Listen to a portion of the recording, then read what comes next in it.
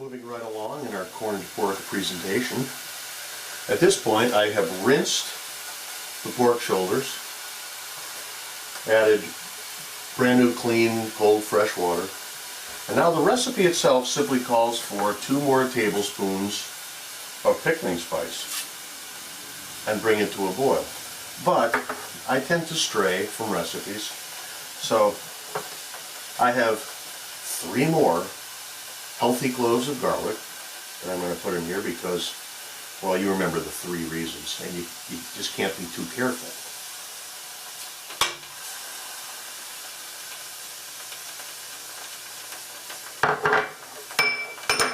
I'm going to bring it to a boil, lower it to just a slightly above simmer, let it go for about 3 hours. Now most corned beef and cabbage recipes at this point call for you to put in your chopped vegetables.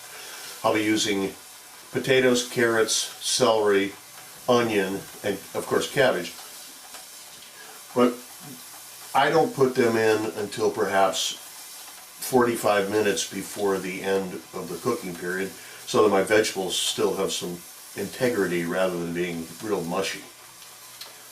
If you were to be ambitious, Jason, in the summertime, if you take this very same recipe and prior to cooking it on your oven, you take your corned brisket, or in this case pork, and take a tablespoon each of whole coriander and whole black pepper, toast it in a dry pan until it smells really good, and grind it up. Then you take that mixture, spread it all over the surface of your corned protein, and smoke it.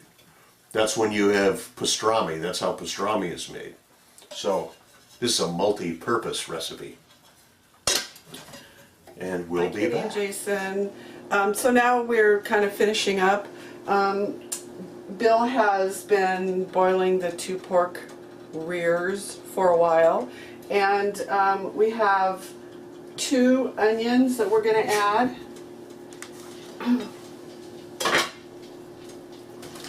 And really all of this is dependent upon your taste, what you like. We have a couple stalks of celery cut in pretty big sizes. Again, like Bill said before, we like our vegetables to sort of maintain their integrity, so we're cutting them in pieces so that when we eat them they're not mushy and you can tell what they are, and we like some of the crunch. And then a couple of carrots, again those are cut into pretty good pieces, and we're going to, I'm going to kind of stir that down in, and that'll come back up to a boil and cook. We also, corned beef and cabbage, or corned pork, you're wondering where the cabbage is.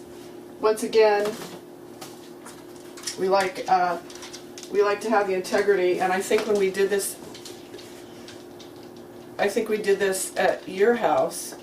Pardon? Potatoes. I know, I was going to do that.